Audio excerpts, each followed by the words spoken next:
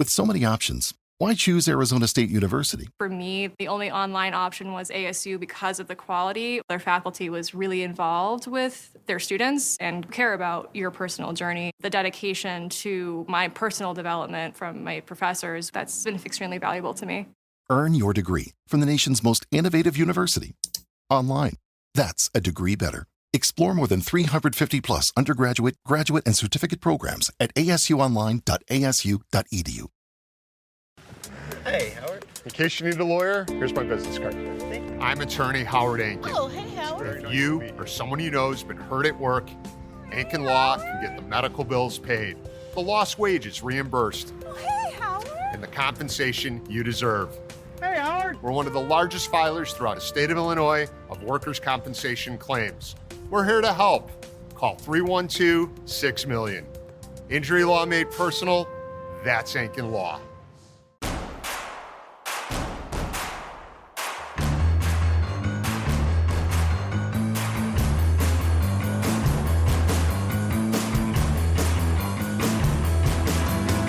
From your favorite source for Chicago White Sox talk, delivering news, interviews, analysis, and more. This is the Sox Machine Podcast with your hosts, Jim Margulis, James Fegan, and Josh Nelson. Thanks, Robin. Welcome to the Sox Machine Podcast. I'm your host, Josh Nelson, and it's Sunday night, January 11th, 2026, as we bring you a new episode. First, what a weekend of football. If you are a Chicago Bears fan, man, you still have to be buzzing from Saturday night. If you are a Green Bay Packers fan, yikes, that loss is going to hurt for a while. If you are like my wife, Kim, who is an Indiana grad and a Bears fan, you've got to be on cloud nine right now when it comes to football. But while Chicago is still hyped what the Bears did on Saturday night, the Chicago Cubs made a big splash by signing free agent third baseman Alex Bregman. From a White Sox perspective, knowing that Justin Ishbia will take over one day, could these big deferrals and free agent signings be of interest to the White Sox? We'll discuss that, plus James Fegan wrote an excellent feature on Edgar Quero. He'll join the show later to share additional insight on how the young catcher is preparing this offseason to show improvements hitting for power and pitch framing.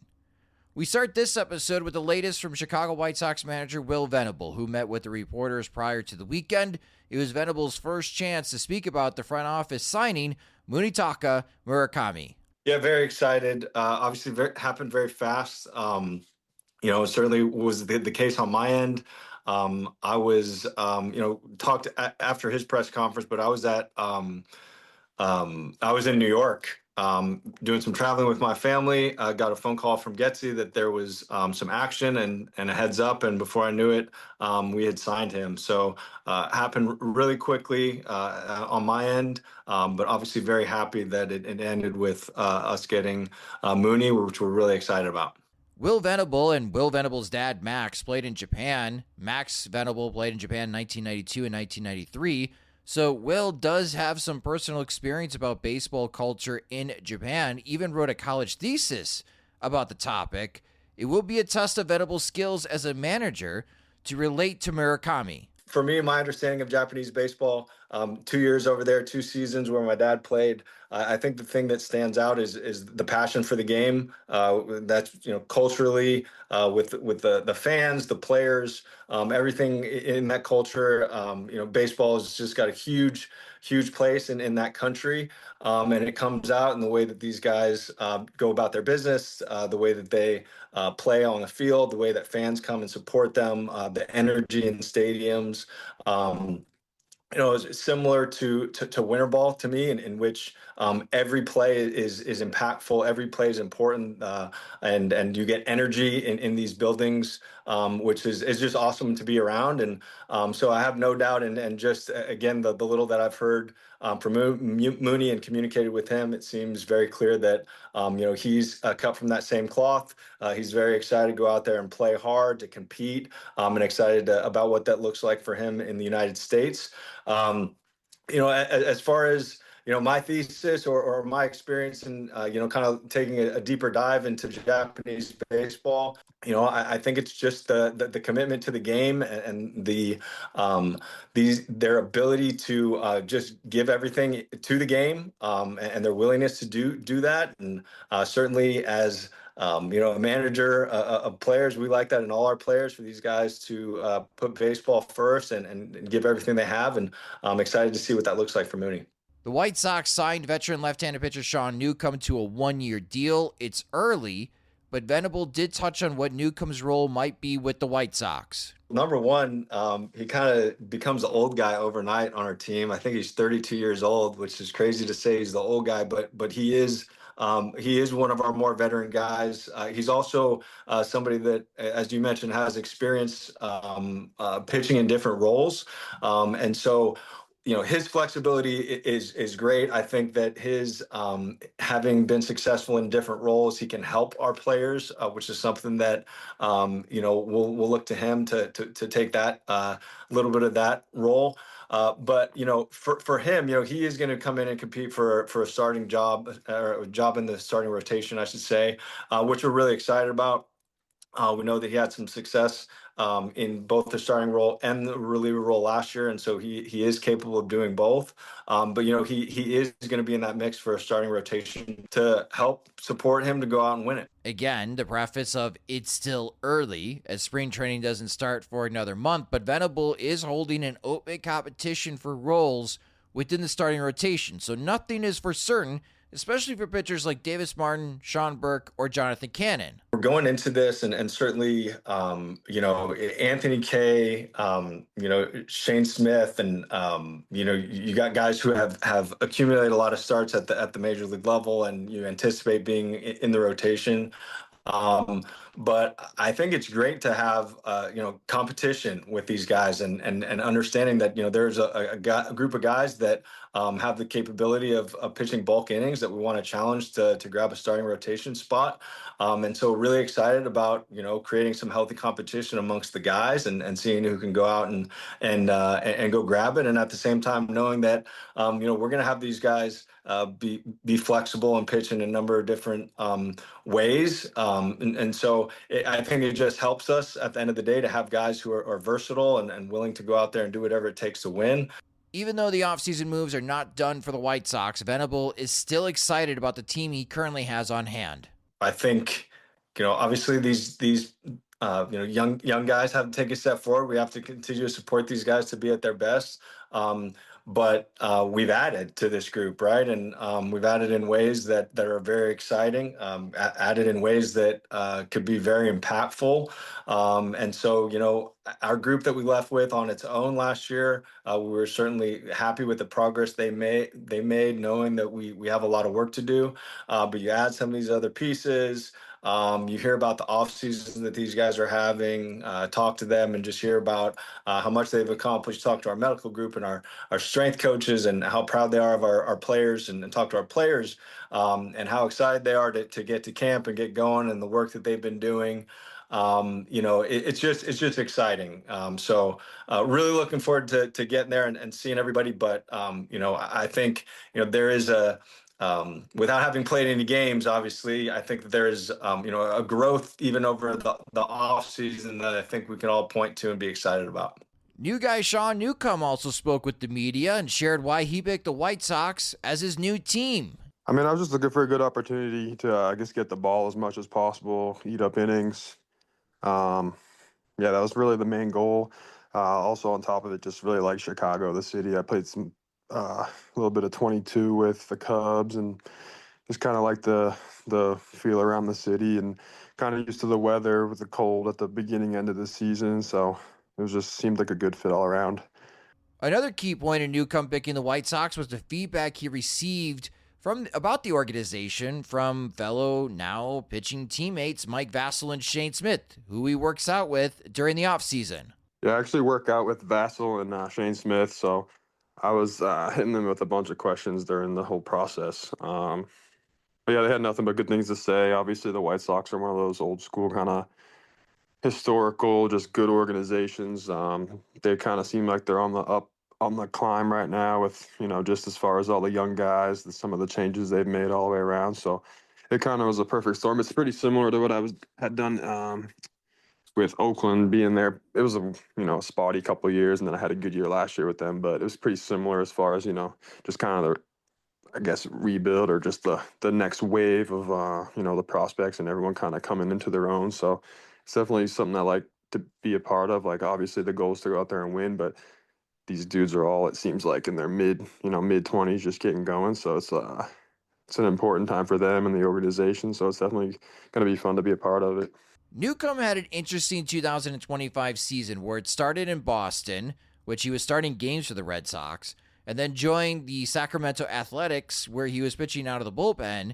He shared what that journey was like for him. I got a chance with the Red Sox in camp to go into camp and just, earn a spot. Never mind, I ended up, being in the rotation there coming out of camp just with their injuries and the way I was throwing the ball. I had a really good camp just, being from around Boston, and that kind of added a little extra fuel to the fire for me to kind of prove myself to myself and then to, people back home watching and everything. So it kind of all piled up in a good way and came out of camp, made the rotation. I threw the ball pretty well. I had a couple of rough ones. I think one was actually in Chicago. Had a weird inning there where I gave up, I think, like a 5 spot, but I just kind of like I said before, was just learn how to use all 6 pitches. I was using them different mixtures well against righties and lefties, and that was allowing me to get in, getting through the 4, 5, 6 innings and doing it pretty strongly, and just kind of all that added together just built on my confidence, and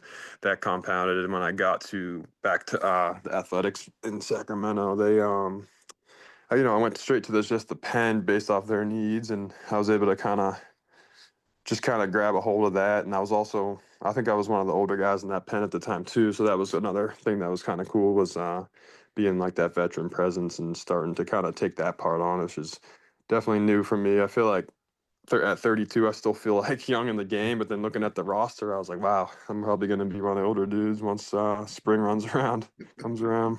Whatever role Newcomb has with the White Sox, a key pitch will be his sinker that he worked with current White Sox director of pitching Brian Bannister back in 2023. It kind of came along.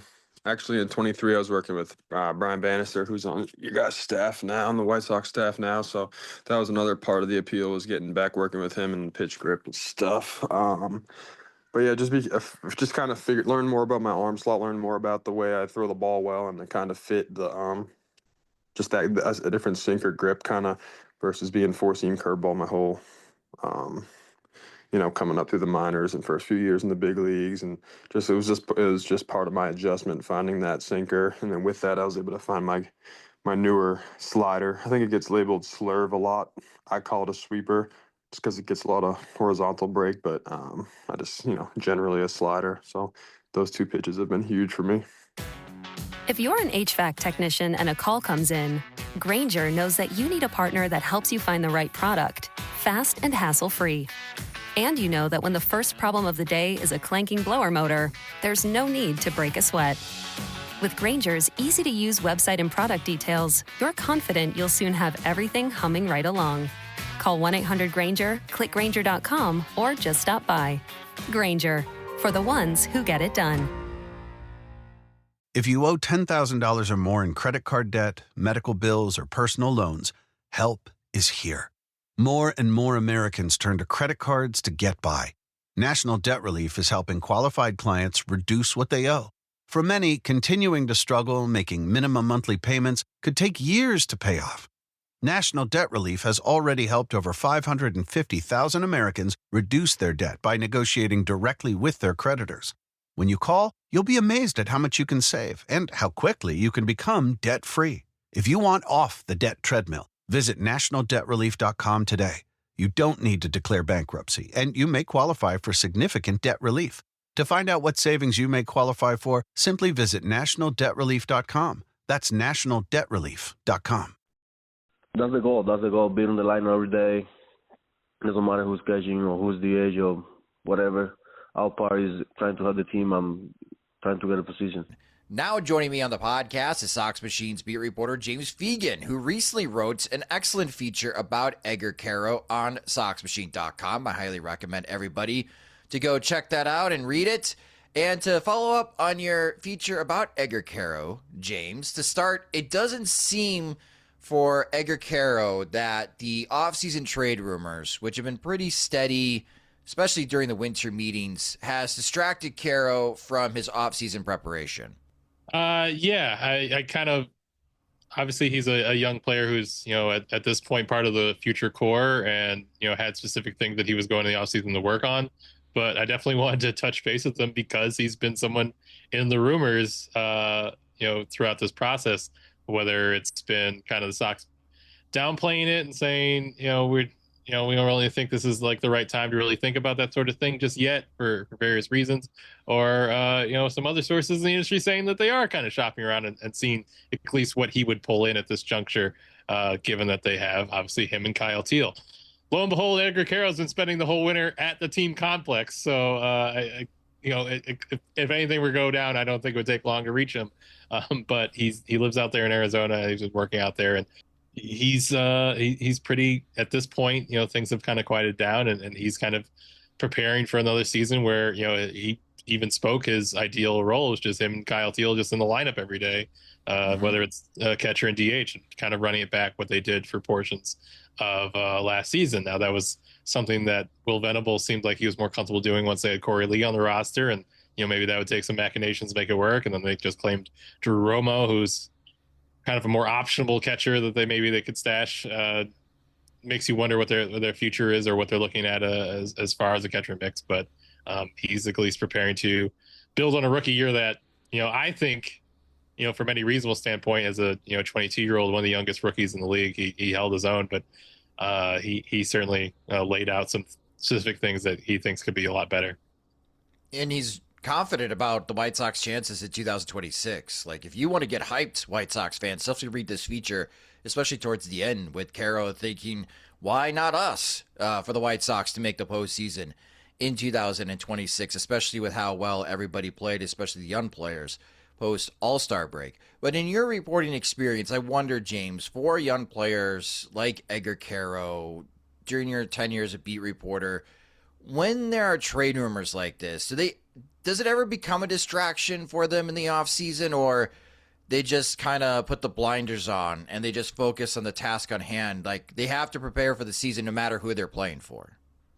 I think they're human. What I would say is that I feel like in terms of covering the White Sox for 9 years, the idea of them trading a young player like a little bit or up and coming is a little rare. Like, everything has been a little bit of like either doing a hard rebuild and everybody with, who's out of their pre-arb years is on the market, or it's kind of been finding little pieces of need like relievers and such to add to it, like a ready-made contender. This would be kind of new to see them kind of trading a kind of a post-type prospect a little bit, so to speak. But yeah, I think it can't help but factor him. I would say, like, Edgar's kind of wired like the guy who is going to be hustling and try to prove himself until the very end. Already someone who's probably overperformed, the hype he got when he was initially signed as an amateur, or, even kind of the early buy on him, because he's not someone who emerged via just like, walk off the bus and you immediately know, like, hey, that's the best player, and probably like the way Colson Montgomery's prospect tenure felt, but someone who just put up numbers in the low minors up to the high minors consistently enough for kind of bang down the door for him, because even being like a bat first catching prospect. So I think he's kind of, especially with Teal on hand, I think that kind of drills home to him, like, your place is what you earn. It's not just settled or handed to you. You're not just like, he's never had that, like, hey, you're absolutely the catcher of the future, even when, points where he probably was unambiguously the best catcher in the organization until Teal was acquired. So I think Edgar's gonna be hustling, go get it, chip on the shoulder side of a dude, no matter what. This might clarify it for him, and I'm sure he will. I hope that he'll take a breath whenever the situation is that he is kind of established as an everyday player, but I don't think he was inclined to feel that way anyway. Now, one of the things that Quero told you that he wanted to improve upon was his power, and he pointed to his minor league career that he's done this where he's hit home runs in multiple levels of the minor leagues, but he wasn't much of a power impact in his rookie year with the Chicago White Sox in the major leagues, but he wants to fix that. How is he going about that particular improvement in his game for 2026, James? So Edgar hit, I want to say 17 home runs in 2022, which was like his big breakout as like a 19-year-old in low A, and he hit 16 in 2024 combined against double A and triple A, which being more impressive because it came in only 98 games because he missed a lot of that final month with his back. And obviously just hitting homers of any kind in Birmingham is impressive on his own. But Eric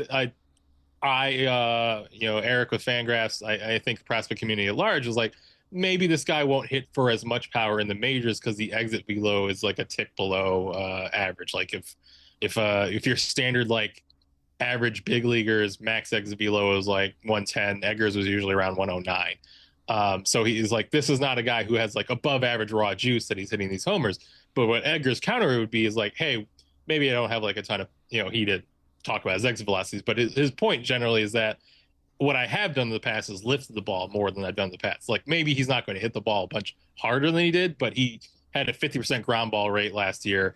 And, while that's happened to him in other stretches, and it's hard to really like know how much you blame him for it because so many of those stretches where his ground balls have gone up, it's when he's like 2 years young for the level as opposed to just one.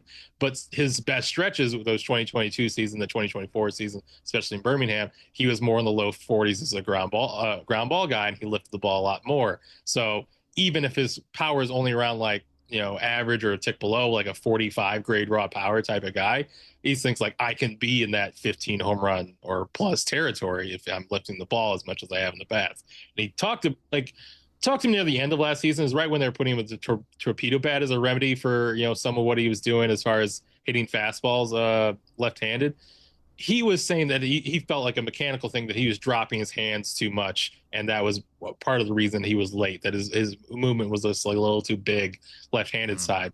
Now he's a bit more in the offseason work. He's kind of looking more at what he felt like it's a root cause earlier in the line, which was like his legs, that he felt like he was swaying too far back and like with his back hip, and like it was too big of a mood to load into his back leg, and that's why he's late on velocity and not able to drive it. And came a guy who kind of hunted soft stuff a bit more. Like he put a lot of balls in play, had really good contact rates. He chased even less in the majors in his rookie year than he did in the minors the year before. Like really encouraging stuff, but just he would almost trade a little bit of that to be able to be more aggressive and do more damage on fastballs, which is simultaneously what the White Sox are preaching for their offenses large. So he's like, if I'm building up strength internally so that I'm a bit more like have more core stability, I don't need this big movement to get back my hips, but I can do it more subtly. He feels like he can be a bit more on time, and hopefully it's not like become a new guy we've never seen before, but it's more of the idea of like, I've been someone who's been on time and lifted the ball and gotten out in front,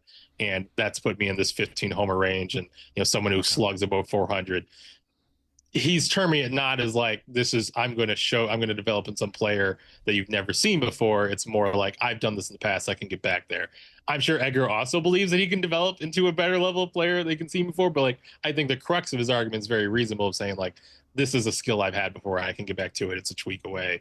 Obviously the majors are harder, faster, stronger. It's a bit more of adjustment for him to do that, but he's feeling like this is something he's shown in the past. See, that was going to be my follow-up. If Edgar, like, what is a reasonable home run total for Edgar Quero in 2026 in the majors? If he plays like 90 games, like, can Quero hit 10 home runs? Because if Teal can hit like 15, is it possible the White Sox can get 25 plus home runs out of the catching position between Teal and Quero? I certainly think it can if you fudge the numbers and include some of the stuff they do as DHing, and that's how they kind of get there. But yeah, I think Quero's right. I think Quero full time playing like has 15 homer potential power with like his best year he clips 20 or something like that. Maybe that happens like in his Andrew Benintendi era in his 30s or something like that. But I think that ultimately, if he gets really proficient at lifting a ball, I don't think it's out of the realm to see guys with like kind of 45 grade raw power who can maximize it, get there, especially if you're always hitting with the platoon advantage or little things that in his baseline skill set, that his hit tool is above average, his ability to make contacts above average. If he's making a lot of contact and doing it well and timing it well, maybe his best season show, like, slightly above average production power wise. It's still a far cry from Cal Raleigh. We'll see Raleigh getting 60 home runs again for Seattle, but still 25 homers from the catching position for the White Sox. That'd be a big step forward to help out on the power side. Now, you also mentioned the feature, and I think it is a good point. Like, Quero was good against left-handed pitching in 2025, and that if that is a skill that he could continue to carry in 2026, are those automatic starts for Quero, regardless who is pitching for the White Sox? But if it is like a Tarik Skubal or Robbie Ray that's going to be pitching against the White Sox, these tough lefties, we're going to see Quero in the lineup and not Teal? I think it'd be hard. Like, I don't think they can do 100% that, because a lot of like as far as catcher workload, there's too much more and more factors that like kind of bleed in than you can adhere to just like a pure offensive platoon, which I think you would if we're talking about left field or right field. Like, if it's back-to-back, lefty starters and it's the night game into the getaway day game, I don't know if Quero like having a better stick necessarily makes you like run him into the ground catching wise. I think his right-handed bat is good enough that he's just a priority to get in the lineup in general against left-handed starters. It would probably take more the form of like him getting the DH nod, or at this point that's really the only route, because they haven't worked him other positions. But I think that he's made himself into a high priority guy to get the DH nod, especially like given the other big bat you've added. I think Murakami's going to play against a lot of left-handers, but maybe he doesn't.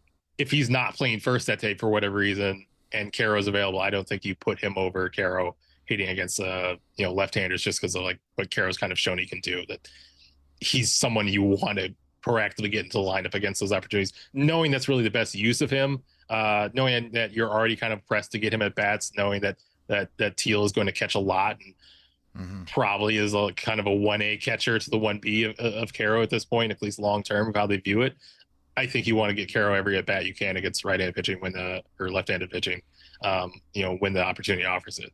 Yeah, this is where it's going to be an interesting situation. We're going to talk a lot about this when the 2026 season starts, of Andrew Benintendi and this Achilles injury really impacting on how much playing time they can have in left field. And Benintendi can still be one of your league average hitters on the roster, but he may need to take up more of those DH at bats. It's going to be interesting in how Will Venable and Walker McKinven, as far as with the pregame strategy and building lineups and how they handle that playing time, especially early in 2026. Now, for Quero, though, if he's really going to improve like his overall metrics, especially when it comes to WAR, James, he needs to improve defensively, because the framing for Quero and the struggles in that department really saps a lot of his WAR value. Did Quero share with you and how he's hoping to improve defensively for 2026? Yeah, I mean, it's pretty much all about framing. There are other things he could, get better at, but pitch blocking is average so far. His pop times are average. His stolen base, caught stealing rate wasn't good. He does obviously supplement it with all the back picks. So he tied for league lead in pickoffs, but in doing this article, looking up and seeing his pop times are generally I want to say 51st percentile. It's oh, that's not really the big red flag either.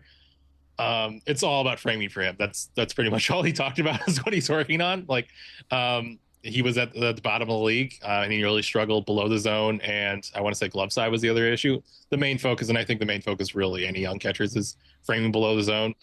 He's a smaller frame guy, smaller frame catcher for sure. And when he's trying to set up below the zone, or if he's not getting all the way kind of preloaded below the zone, his movements kind of look a little bit more drastic to the umpire, and a little less deceiving, or it's harder for him to kind of slyly get under the ball subtly. So it's something he's focusing on, loading glove to ground, but really kind of the one thing that, outside of, him training at the complex or the fact that he's, going to work with Walker McKinven next spring, which is a big item the Sox have highlighted. We think he'll look more valuable to the rest of the league after a year of working with McKinven type of one rationale for keeping him is that he's kind of going on his own, and he's doing these sessions with this private catching instructor named Todd Coburn, who's called himself the catching guy. So like what he specializes in is pretty straightforward, but he was planning on another slate of like sessions with him that he's starting up this week that are all just about being underneath the ball in his setup, loading from his glove from the ground, and trying to catch the ball upward as much as everyone. I mean, it's what every catcher is trying to do right now. But yeah, he knows what his weaknesses is. He's doing drills on it. He's focused on it. How much like true upside on it? Who's to say? I think there's probably a lot that separates where he's at right now with like Alejandro Kirk or Patrick Bailey. But I think the idea that like this guy is 20, like one of the youngest catchers in the league, works his butt off and is like really focused on this thing. The idea that he just continue to be the worst in the league at it in perpetuity seems like a stretch. I think if he can get that, close to average alongside everything else he's doing, switch hitter, already kind of kills left-handed pitching, and get himself up to average against righties or provide a little bit more power. That's a valuable piece. If it's not like every day 140 starts catcher on the White Sox, especially when Kyle Teal's around, sure, probably not. But I think that's someone who provides surplus value to a team who's locked up multiple years at this point. I think that's an exciting part. I think it's part of as much part of the young core as anyone outside of say Colson Montgomery or Noah Schultz or anyone else who wants to establish himself above it. But I don't think the White Sox have. I think that's pretty intense. That's one of the most exciting things they have going if he can keep that on upward trajectory. Yeah, I mean, Quero could be one of the White Sox players that exceeds their preseason projections, no matter what model that you use, Zips, Steamer, the Bat X, which I wrote about on SoxMachine.com. A lot of these projection systems are not very high on Edgar Quero going 2026, but if he improves the pitch framing and he hits for more power, he should be able to easily exceed his preseason projections. But it was an excellent feature. Again, you can go to SoxMachine.com and read up James's work. There's also additional insight, too, as far as like the off-season workout plan. Highly recommend reading that feature on Sox Machine. If you're the purchasing manager at a manufacturing plant, you know having a trusted partner makes all the difference. That's why, hands down, you count on Grainger for auto reordering. With on-time restocks, your team will have the cut-resistant gloves they need at the start of their shift. And you can end your day knowing they've got safety well in hand. Call 1-800-GRAINGER, click Grainger.com, or just stop by. Grainger, for the ones who get it done. If you owe $10,000 or more in credit card debt, medical bills, or personal loans, help is here. More and more Americans turn to credit cards to get by. National Debt Relief is helping qualified clients reduce what they owe. For many, continuing to struggle making minimum monthly payments could take years to pay off. National Debt Relief has already helped over 550,000 Americans reduce their debt by negotiating directly with their creditors. When you call, you'll be amazed at how much you can save and how quickly you can become debt-free. If you want off the debt treadmill, visit nationaldebtrelief.com today. You don't need to declare bankruptcy, and you may qualify for significant debt relief. To find out what savings you may qualify for, simply visit nationaldebtrelief.com. That's nationaldebtrelief.com. And we're going to wrap up as far as this podcast with a couple notes around Major League Baseball. One, arbitration just recently happened. Several players will be going to the hearing, but the one that I'm really paying attention to, James, of course, is Tarik Skubal.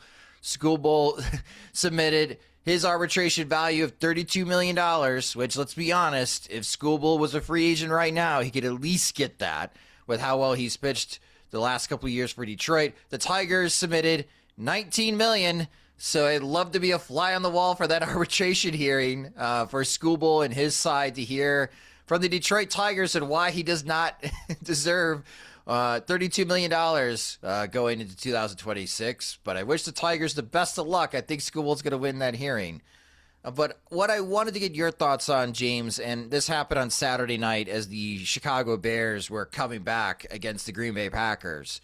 Jeff Bassett of ESPN first reported that the Chicago Cubs, who had already a big week trading for Miami Marlins pitcher Edgar Quero, that they had signed Alex Bregman to a 5-year, $175 million contract. $70 million of that contract is deferred.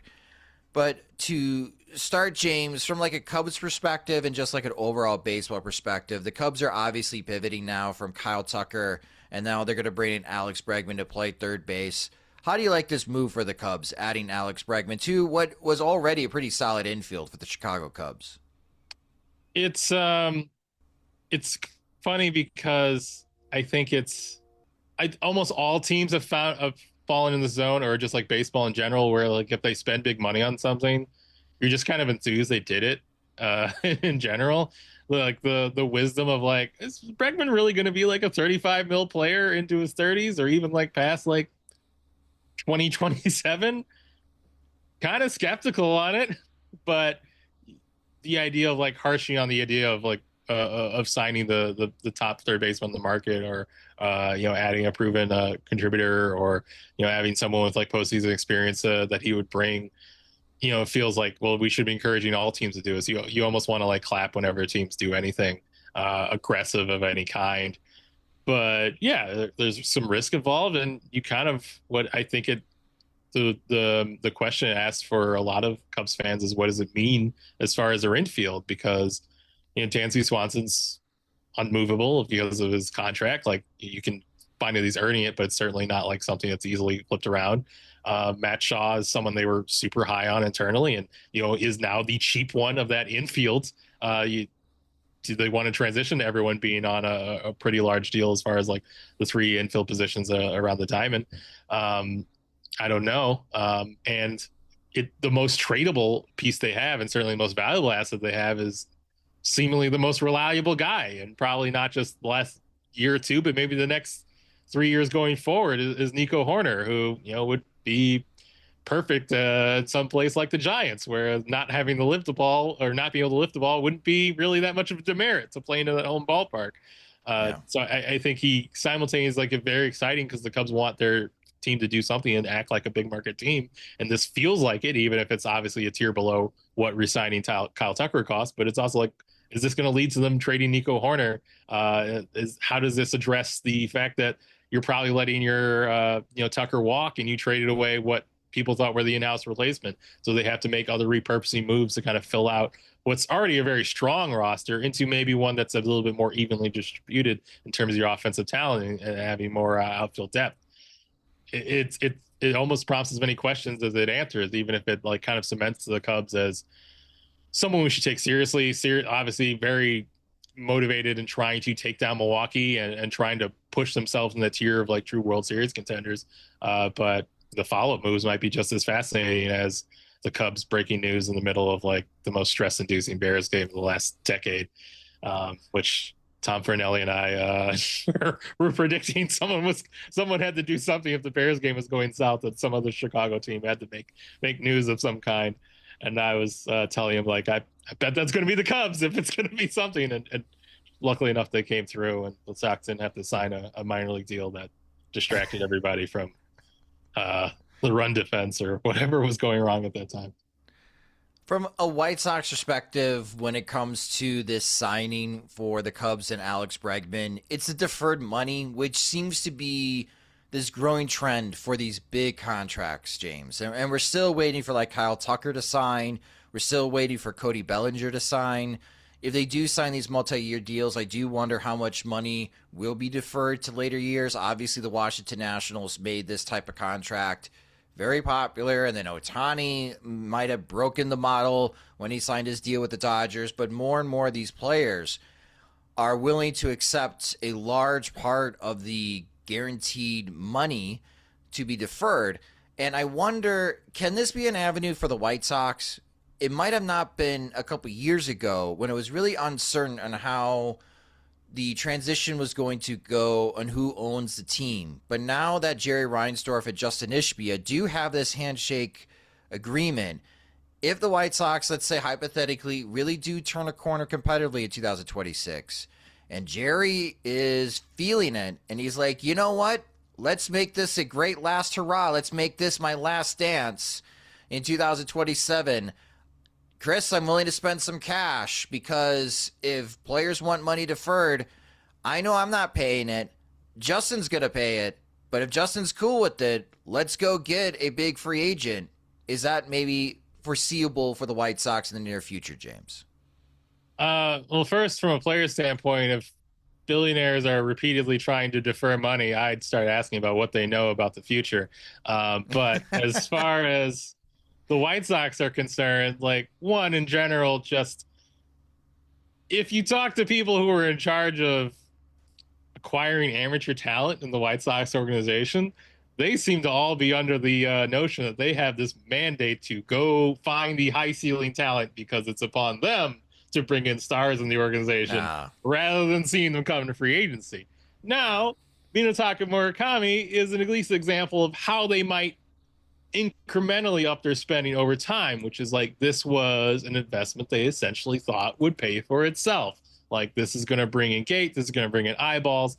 I think if they view themselves as getting better this season, or they're like in it a little bit, in the conversation a little bit longer than anticipated, or have a bit more attention around, or even have some reasons to kind of try to be maybe adding towards the more short-term future than long-term at the deadline this year compared to years past, maybe that inspires or enables kind of some strategic incremental expansion of the payroll. Like, hey, we're expecting to win this many games, so we can we can push it out 20 million, 30 million, because we think we can feel pretty safe about progressing this, projecting this level of progress, something like that. What I would be stunned by was like, or a Rangers style, like, hey, I've decided we're going to go and we're going to stimulate it through some big free agency ads, like, what they did with adding Corey Seager and Marcus Semien in one blow, kind of before like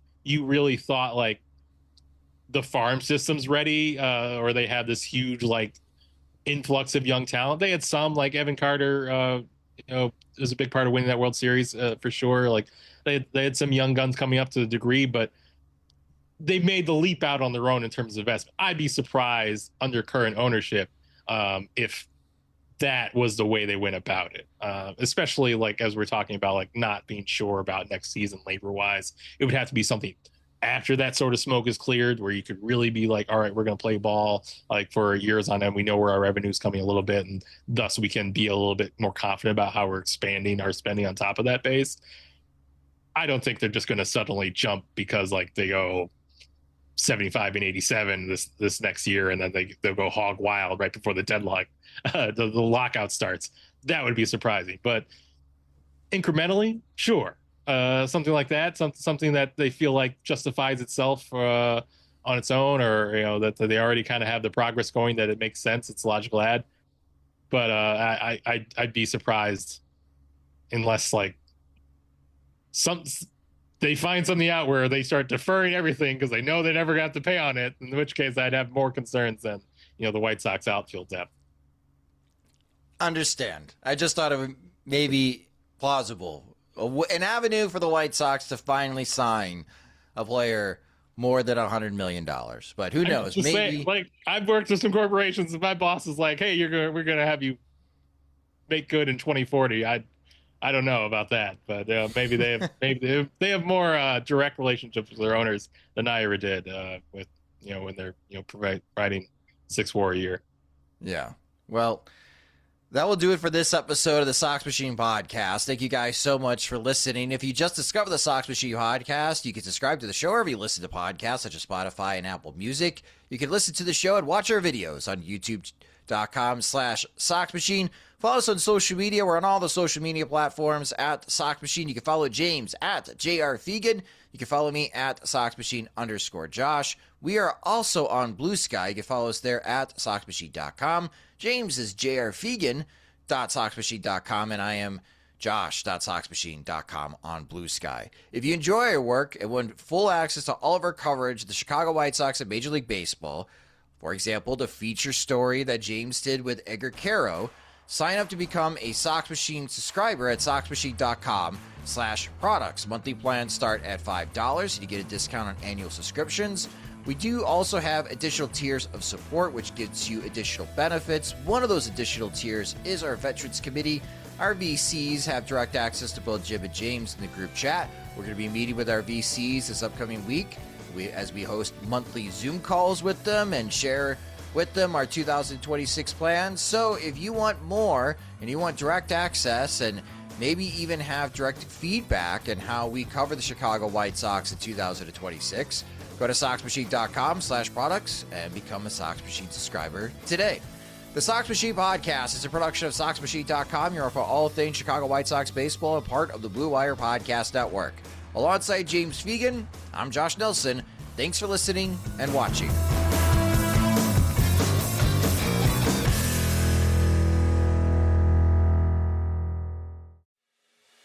Some things in life are just made for each other. Peanut butter and jelly, macaroni and cheese, Modelo and college football. College football season is Modelo season, and the season has officially kicked off. The Modelo Recruiter is back in action, looking to reward full-time fans who give their all for their team and their school week in and week out. If you're listening to this, you've been recruited. So lace them up and get out there. And don't forget to make time for a well-deserved ice-cold reward. Because college football wouldn't be the same without you. So grab yourself a Modelo and enjoy the official beer sponsor of the college football playoff, Modelo.